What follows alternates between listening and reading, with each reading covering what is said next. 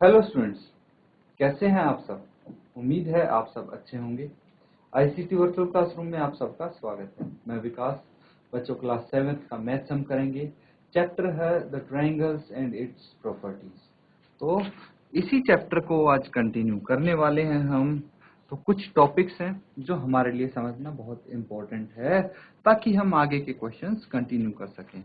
तो बच्चों कुछ स्पेशल टाइप के कुछ स्पेशल ट्रायंगल्स हम बात करेंगे। तो सबसे पहला आता है इक्विलेटरल ट्रायंगल। हिंदी में इसको बोलते हैं बच्चों समबाहु त्रिभुज। तो क्या होते क्या है ये इक्विलेटरल ट्रायंगल, समबाहु त्रिभुज? ये ऐसे त्रिभुज होते हैं, ऐसे ट्रायंगल होते हैं जिनकी तीनों भुजाएं सेम होती हैं, समान होती हैं। तो आप देख सकते हैं कि इक्विलेटरल ट्रायंगल की all three sides are equal. इसका मतलब तीन भुजाएं आपको दिख रही हैं, ए बी बी सी ए सी। ये तीनों भुजाएं क्या हैं? ये समान है, इक्वल हैं। ठीक है। तो त्रिभुज जो इक्विलेटरल है या समबाहु है, उसका मतलब यही है कि उस त्रिभुज की तीनों भुजाएं बराबर होंगी। और दूसरा point, all three angles are equal. अगर तीनों भुजाएं बराबर होंगी तो तीनों एंगल्स, तीनों जो इसके कोण हैं वो सेम होंगे, समान होंगे। अब देखिए, तीनों एंगल्स इक्वल हैं और तीनों एंगल्स का सम कितना है? 180 डिग्री। भाई तीन कोणों का सम कितना होगा? 180 डिग्री। और तीनों एंगल बराबर हैं तो इसका प्रत्येक एंगल कितने डिग्री का होगा बच्चों?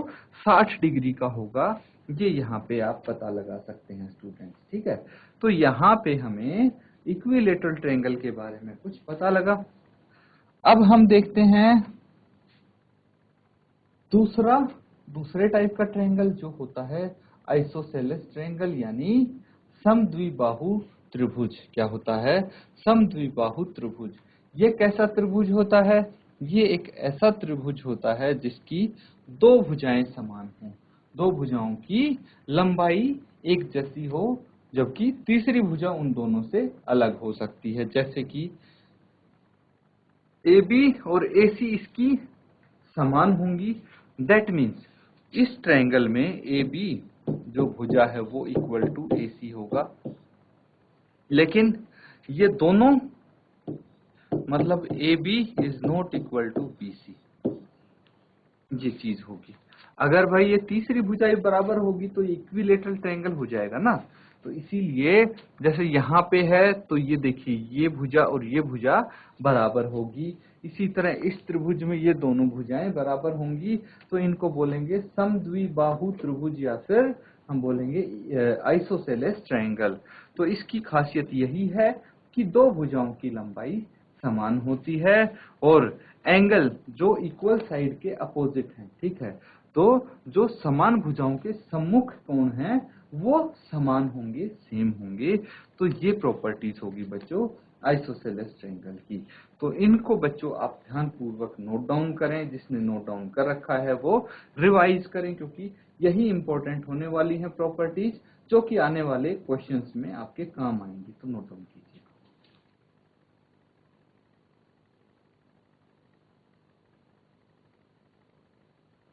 तो बच्चों ये सबने कर लिया है। अब देखिए अगला टॉपिक जो है आपके सामने वो हम करेंगे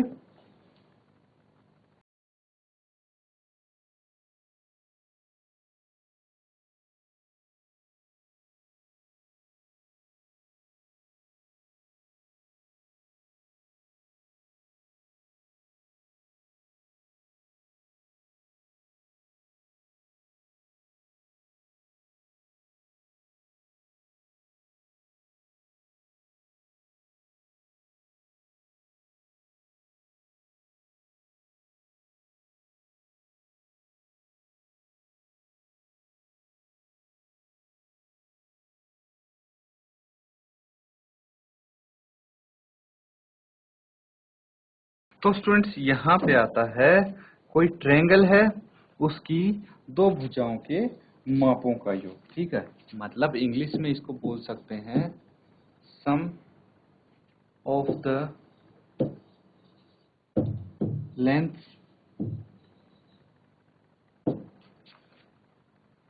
ऑफ टू साइड्स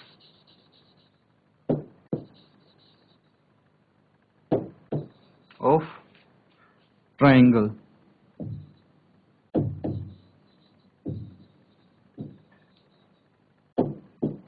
तो इसके बारे में बच्चों हम अभी डिस्कस करने वाले हैं, ठीक है। तो ये क्या है, ये कुछ इस तरह से बोल सकते हैं कि कोई एक त्रिभुज है, मान लीजिए, ठीक है, कोई एक त्रिभुज है,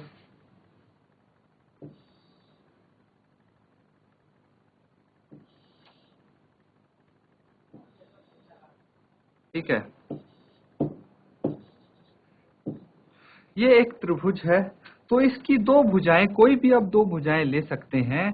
मान लीजिए हमने लिया ए बी प्लस ए सी, या फिर हमने लिया A B plus B C. इन भुजाओं का जो योग है वो तीसरी भुजा से हमेशा बड़ा होगा बच्चों। मतलब तीसरी भुजा कौन सी बच गई, अगर ए बी और ए सी ले लिया तो बी सी यहाँ पे बच गई, और ए बी और बी सी ले लिया तो ए सी यहाँ पे बच गई। तो हमेशा जो दो भुजाएं हैं, दो भुजाओं का माप जो होगा उनका योग तीसरी भुजा के माप से बड़ा होगा हमेशा। ये चीज आप ध्यान रखें स्टूडेंट्स, ठीक है, और इसको आप नोट डाउन कर लीजिए। अगर कोई डाउट होता है बच्चों तो आप पूछ सकते हैं, अपना डाउट क्लियर कर लें। तो इसको नोट डाउन कीजिए आप।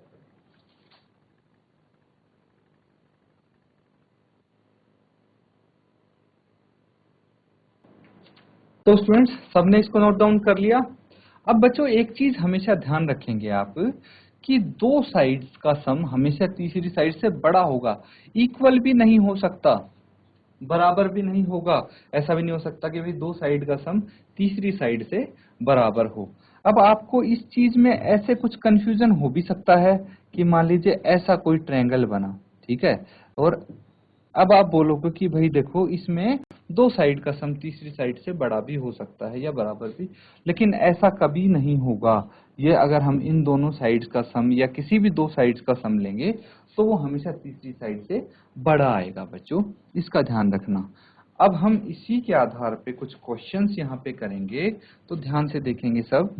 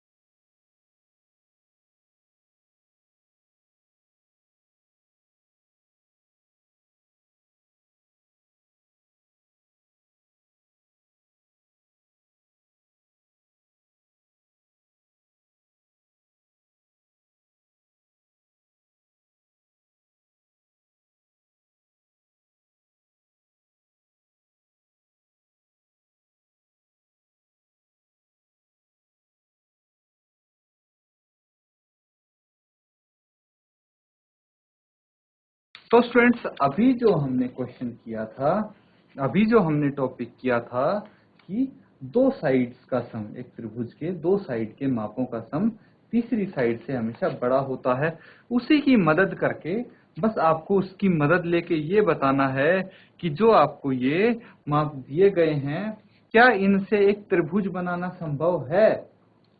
तो आप चेक करेंगे कि भाई दो साइड्स का सम आप देखेंगे, रैंडमली चेक करके देखेंगे, अगर हमेशा दो साइड का सम तीसरी साइड से बड़ा आ रहा है तो त्रिभुज बनाना संभव होगा, अदरवाइज संभव नहीं होगा। तो आप चेक करके फिर बताएंगे कि क्या पॉसिबल है त्रिभुज बनाना इनसे। जल्दी से सॉल्व करके बच्चों बताइए कि क्या इससे पॉसिबल है कोई त्रिभुज बनाना। तो इसी तरह के आपके पास काफी सारे क्वेश्चंस हैं।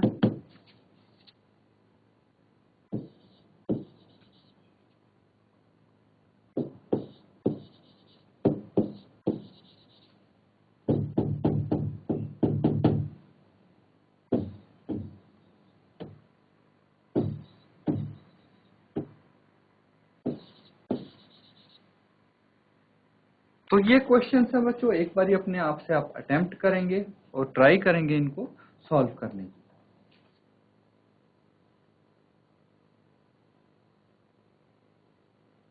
तो स्टूडेंट्स कैसे आप सॉल्व करेंगे इसको?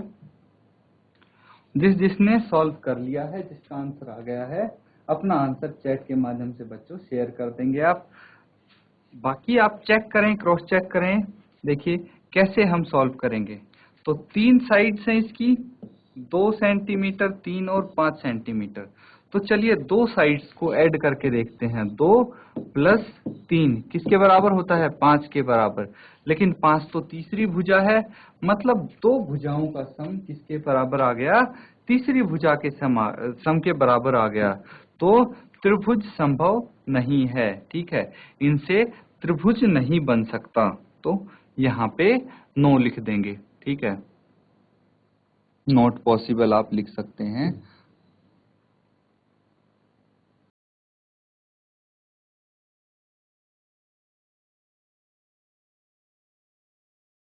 त्रिभुज संभव नहीं है। नेक्स्ट क्वेश्चन देखेंगे। अगले क्वेश्चन में हम चेक करेंगे। तो देखिए पहली 2 भुजा क्या है? 3 प्लस 6। 3 प्लस 6 कितना आ गया? 9 आ गया, जो कि 7 से बड़ा है ना?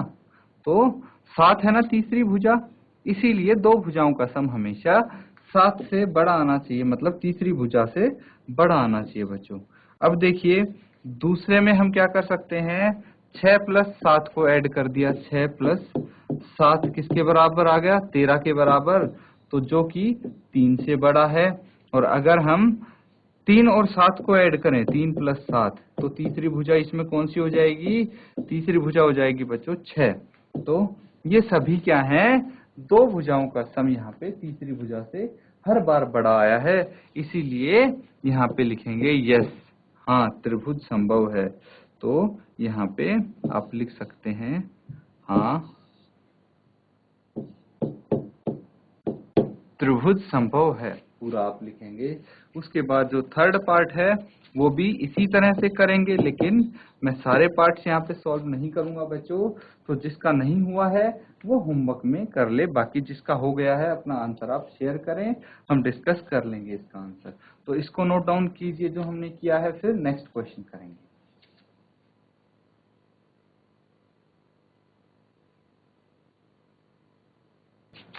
तो स्टूडेंट्स हमने नोट डाउन कर लिया है इसको। नेक्स्ट क्वेश्चन देखिए।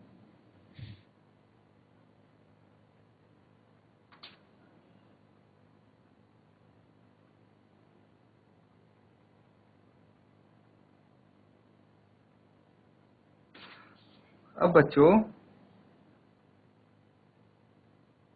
यहाँ पे आपको एक त्रिभुज दिख रहा है P Q R, P Q ये आर होगा। तो पी क्यू आर ये त्रिभुज है, इसमें आपको क्या बोला गया है? ओ कोई पॉइंट ले लीजिए सेंटर पे। तो ओ सेंटर पे कोई पॉइंट ले लिया आपने, देख सकते हैं कि सेंटर पे एक पॉइंट है ओ। अब आपसे पूछा गया है फर्स्ट पार्ट में कि OP plus OQ is greater then PQ। क्या ये सत्य है या नहीं है? तो इसके लिए मैं देख पा रहा हूं यहाँ पे हमें इनको मिलाना पड़ेगा। किसको? OP को मिलाना पड़ेगा, OQ को मिलाना पड़ेगा, है ना, जिसकी मदद से एक त्रिभुज बनेगा। कौन सा बनेगा भाई?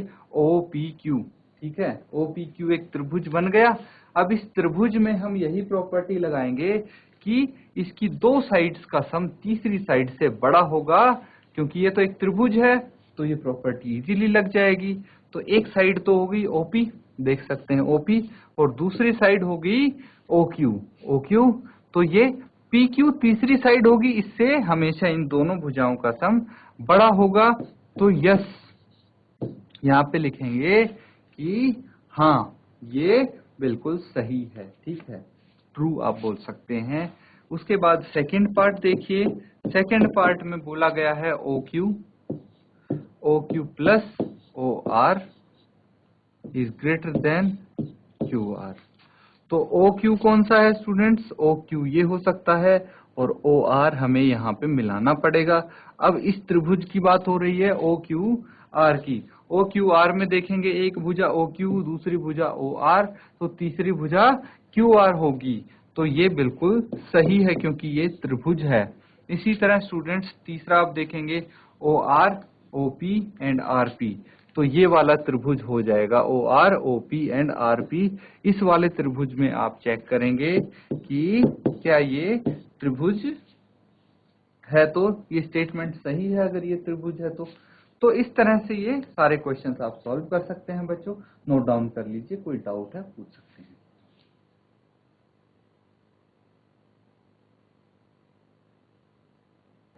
तो स्टूडेंट्स सबने इसको सॉल्व कर लिया है, नोट डाउन कर लिया। होमवर्क अपना साथ के साथ जरूर कंप्लीट करें बच्चों। तो एक क्वेश्चन और हम करेंगे यहाँ पे।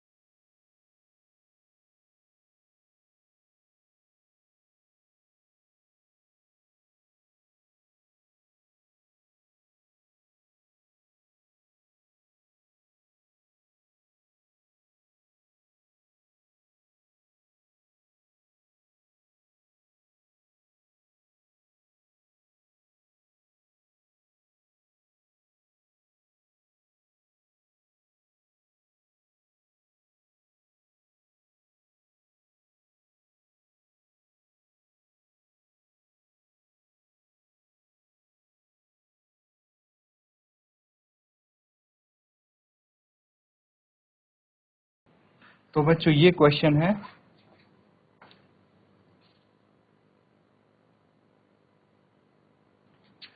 तो यहाँ पे देखिए आपको बोला गया है त्रिभुज एबीसी है और इसकी एक माध्यिका है एएम। क्या है?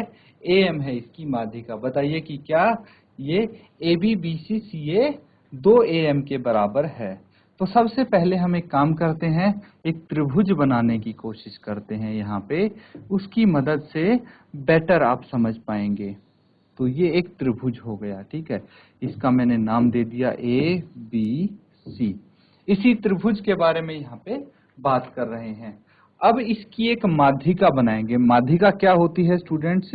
अगर आपको याद हो तो माध्यिका एक ऐसी लाइन होती है जो बी और सी को, बी सी जो भुजा है, ठीक है, उसको इक्वल पार्ट्स में बांट दे और अपोजिट वर्टेक्स पे जाके मीट करे, अपोजिट वर्टेक्स पे जाके मिले, इसको बोलते हैं हम माध्यिका, ठीक है।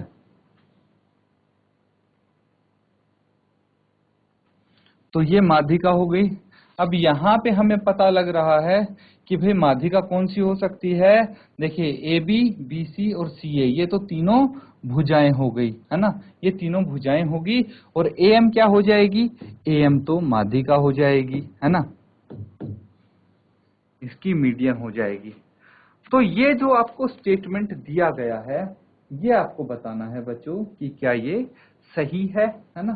तो एक बारी आप इसको ट्राई करेंगे, सॉल्व करेंगे, तो जल्दी से कोशिश कीजिए कैसे इसको पता लगा सकते हैं। आपको प्रॉपर्टीज पता है, माध्यिका क्या होती है, आपने ये भी सीखा है, तो जल्दी से कोशिश कीजिए और इसको हल कीजिए बच्चों।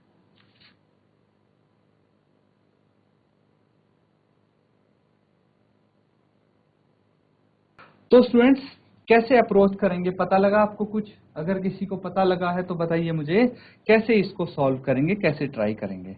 देखिए तब तक के लिए मैं यहाँ पे आपको एक हिंट दे देता हूं। तो इसमें देखिए दो ट्रायंगल्स बन रहे हैं, है ना। कौन से बन रहे हैं? एक तो ट्रायंगल बन रहा है ए एम बी या फिर ए बी एम, है ना, और दूसरा त्रिभुज बन रहा है ए एम सी, दो त्रिभुज बन रहे हैं यहाँ पे, एक तो ये है और एक ये है ना। अब ये प्रॉपर्टी तो हमने पढ़ी थी कि किसी त्रिभुज की दो भुजाएं, उनका योग दो भुजाओं की लेंथ का योग तीसरी भुजा की लेंथ से बड़ा होता है। तो यही प्रॉपर्टी इसमें भी अप्लाई करेंगे और इस त्रिभुज में भी अप्लाई करेंगे, और दोनों को हम कर देंगे ऐड, है ना, ऐड कर देंगे। और जैसे ही हम ऐड करेंगे हमारे पास ये स्टेटमेंट आ जाएगी इजीली। तो बच्चों अब हिंट मिल गई आपको। एक बारी मैं चाहता हूं कि आप खुद से इसको कोशिश करें सॉल्व करने की, लेकिन ये आपका होमवर्क हो जाएगा। तो बच्चों नोट डाउन कर लो इस क्वेश्चन को, ताकि होमवर्क में आप इजीली कर पाओ। हिंट भी मैंने दे दी है, प्रॉपर्टी सभी आपको पता है, तो इसको कोशिश करना एक बारी होमवर्क में करने की। इसी के साथ स्टूडेंट्स आज का सेशन हम खत्म करते हैं। Thank you and have a nice day.